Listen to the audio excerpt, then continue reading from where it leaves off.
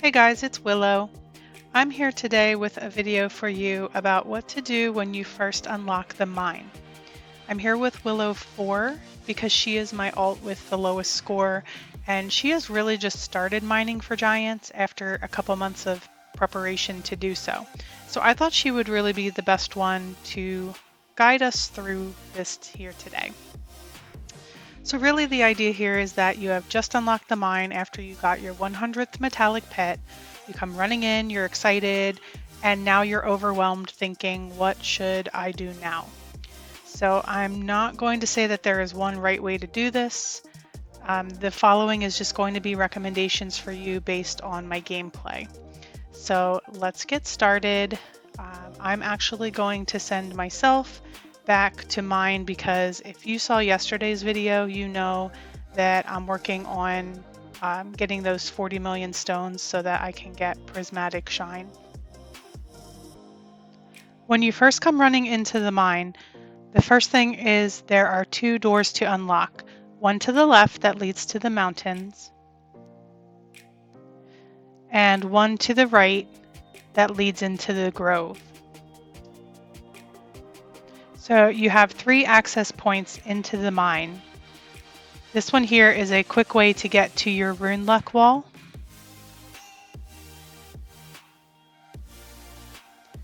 And then going back over here, this one is going to be a faster way into the mountains for when you are questing.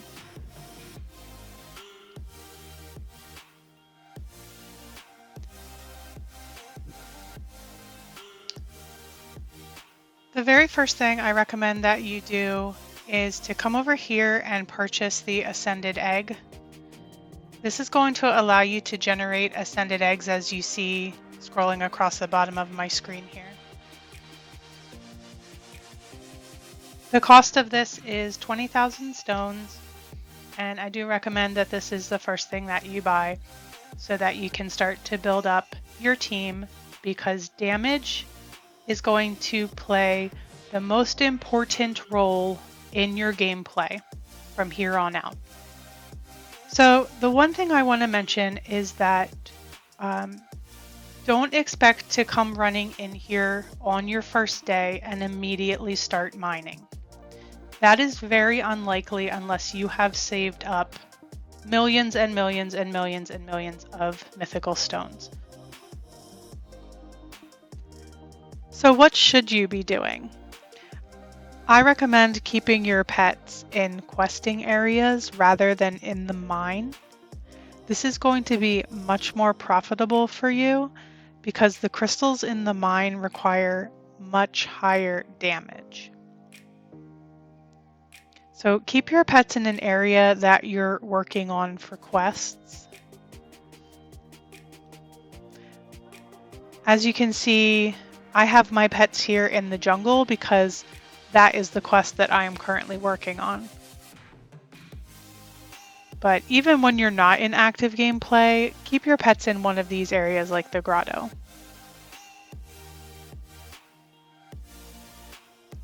When you're AFK, generate Ascended Eggs and hatch Prodigious for shinies to increase your damage. The reason that this is helpful is because of polished metal. So polished metal is going to give you a metallic damage multiplier based on the number of shiny skins that you have.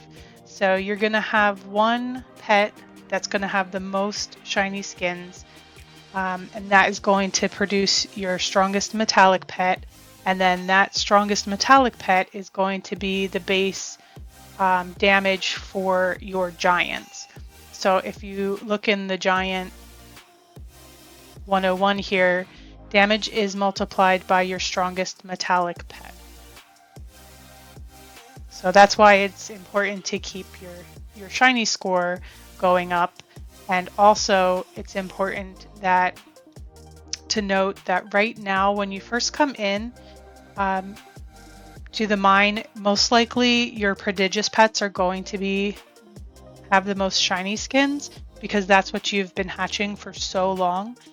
But now that you have the ability to gen Ascended, this is eventually going to shift, and you will find that Ascended will eventually get more shiny skins, which will then make one of your Ascended Titaniums the strongest, and that will then become the base damage for your Giants. When you're active, generate Ascended for stones and work on quests. You are going to get rune quests, which are blue stones that you need to purchase things here in the back of the grove. You'll see them here on the right side of the screen, this blue stone right here. They're going to give you the ability to get a gold multiplier, shiny luck, metallic luck, egg luck, and giant luck. There's no real order in which you should be working on these. It's really your personal preference, and if you're not sure what to do, start here with gold and just work your way to the left, ending with giant luck. But honestly, you could also just put a little bit on each one at a time and build them all up. It's your preference how you want to play your game. Now remember also that whatever you're working on, you have the lab that is going to help you considerably. So for example, right now I'm doing quests. I just finished this one in the jungle, and we have another one in the jungle. So to maximize questing, I designed a lab page that is going to make my pets strong so that they can destroy crystals. It's going to give me gold. Just for example, some of the things I chose here: increase quest luck, gold multiplier in your quest area, decrease quest difficulty, increase pet speed. These are all things that are going to help me to clear quests faster. And also keep in mind that the more damage your pets have, the faster you'll clear an area, and then the more rune quests you will get. It is very slow in the beginning, painfully so. So just be patient, keep working at it, and use your lab to your advantage, and eventually you'll notice that you're clearing them faster. Remember that mine gold is not shared income. So if you're in a server with higher level players whose pets are in the mine, you are not benefiting from this. You are not getting gold from them. It is much better to quest in a server with players who are also working on quests, and this is going to help you to maximize your gold intake.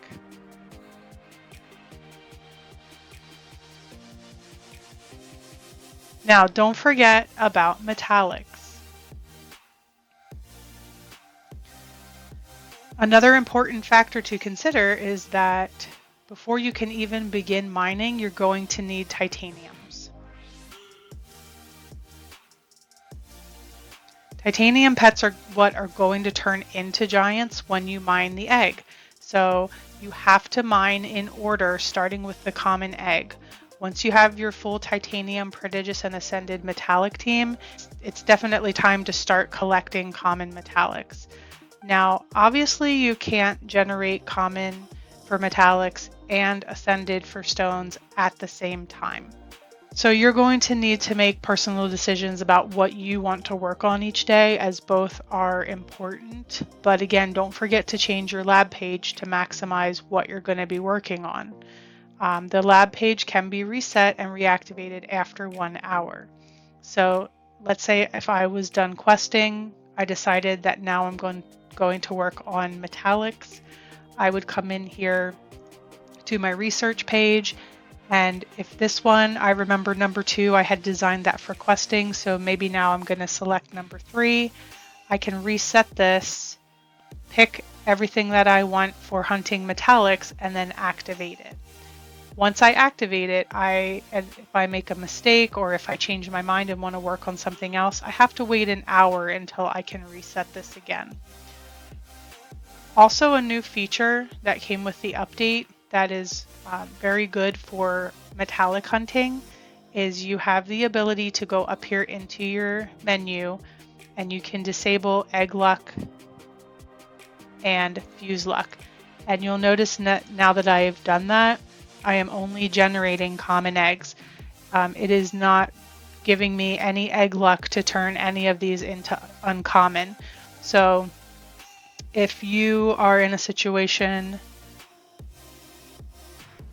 like Willow 4 here, where she doesn't have very many commons left to get, I would deactivate egg luck and fuse luck, and then you're going to have a higher chance of just getting these common metallics instead of getting these or the uncommon. So that is a very handy feature. It is so important though that when you do switch back to going for stones, that you don't forget to come back up here and enable those. Otherwise, you're not taking the full benefit of egg luck and getting more mythic stones.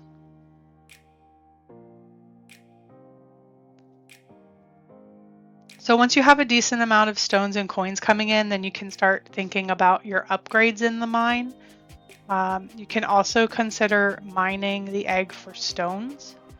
So on the back wall are your levers. And if you can afford it, before you're even ready to start mining for giants, if you feel like you're at a good point and you want to start mining for stones, if you turn on just the stones lever, nothing else, just the stones lever, that is going to give you more mythic stones from mining.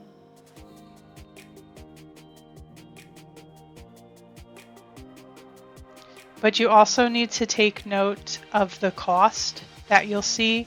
So here on this board behind the egg, it tells you how much it costs per strike. So every time I hit the common egg, it's going to cost 2 billion with the stone lever turned on. Right now, with my pets in the jungle, I'm making about 1 billion. But also consider that my mining speed is less than 1. So in actuality, it's probably not costing me the entire 2 billion. It's probably costing me less than that. So yes, it'll be draining my money, but it won't be draining my gold that quickly. So let's see here. So you see each time I strike, I get at least 1 stone. If I get a double strike or higher, I get a few more stones. And then with that lever turned on the back wall, it is giving me even more every time that I strike the egg.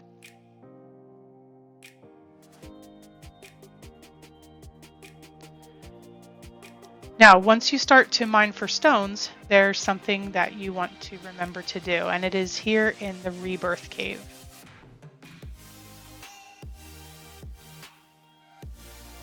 If you have not already purchased this, now would be the time to do it. I'm going to show you what it is.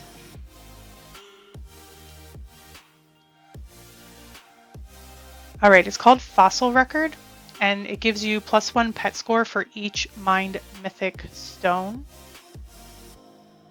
And this is beneficial because of Expert's Luck. Expert's Luck is a shiny luck multiplier based on your total pet score. So remember, shinies are important. You want to keep getting shinies so that they can increase your base damage.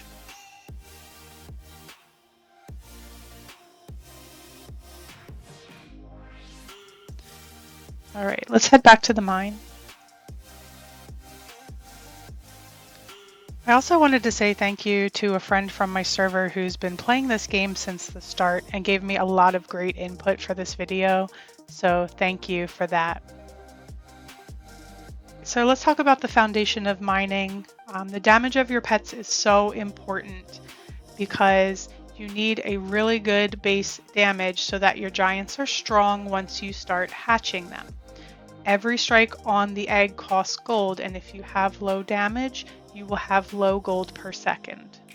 The more gold you have coming in, the more levers you can turn on, and that's going to improve your chances at successfully hatching a giant.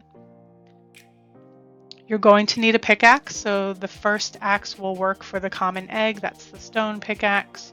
If you have enough to purchase the emerald, go ahead and do so, as it's going to produce more stones for you when mining, and it will work on the common egg. Axes must be bought in order, so you can't skip ahead and buy, for example, you can't skip emerald and come right here and buy sapphire. You have to buy all of the ones that come before it. The other important foundations of mining are your lucks. You have 4 strike lucks, double, triple, quadra, and penta. And these correspond to the 4 strikes that you will see leading up to the giant egg shaking and hopefully hatching a giant pet for you while you're mining. I do recommend upgrading these evenly for the most part. You'll see I have double here is at 12, and then 12.25, 12.5, and 12.75. So for the most part, they're somewhat even. I would probably add to quadra. I tend to keep penta and quadra a little bit higher, just because this is a line. So when you hit the egg, if you achieve a double strike, it rolls again. And then if you achieve triple, it rolls again, so on and so forth. So you want to keep it going. You want to keep it flowing. So if you successfully get this one, I want to put more luck down here and try to keep it going and achieve the penta strike. So strike luck is what will give you a chance at getting a penta strike. Giant luck is your chance that the egg produced by the penta strike is going to turn into a giant and not be an empty egg. And then mining speed is how fast you mine, how fast you swing your pickaxe. So the faster you can mine, not only does it improve your chances of getting a giant, but also you'll produce more stones from mining the egg. So that is where I'm going to stop for today. As you can see, Willow 4 here just got 3 giants, and she got all 3 of them today, actually. So that was very exciting. And I do want to continue on with a part 2 of this video where we're going to talk about what you should do once you're ready to start mining, and how to turn on the levers, which levers to turn on, things like that. So that will be coming next. But I want to thank you all for watching. I hope that you find this video helpful on your journey to mining for giants. Thank you, viewers and subscribers. I appreciate you all. Have a great day, and I will see you in the next video.